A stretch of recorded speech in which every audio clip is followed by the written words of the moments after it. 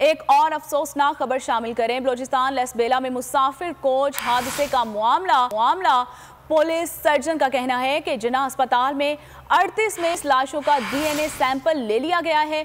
और इस हवाले से मजीद जानते हैं अपने नुमाइंदे काशान सिद्दीकी से। काशान, बताइएगा पुलिस की जानिब से मजीद क्या कहा गया है? जी बिल्कुल सोनिया, देखिए बलोचिस्तान लसबेला में मुसाफिर कोच हादसे का मामला है, जबकि additional police surgeon doctor Sumaiya Tariq की जानिब से बताया गया जिन्ना हॉस्पिटल में मुर्दा खाने में से 38 में से 32 लाशों का DNA सैंपल जो है ले लिया गया है, जबकि 32 लाशें जरूरी कानूनी ज़ाब्ते की कार्रवाई मुकम्मल होने के बाद शराबकोट पर वाक़ सर्द खाने में मुंतकिल कर दी गई है। जबकि additional police surgeon doctor Sumaiya Syed की जानिब से बताया गया कि दिगर लाशों के भी सैंपल्स हासिल कर लिए गए हैं, जिनको सर्द खाने मुंतकिल किया जाएगा, जबकि जिला अस्पताल के अंदर जो है कानूनी ज़ाब्ते की कार्रवाई जारी की। ठीक है काशान, बहुत शुक्रिया आपका।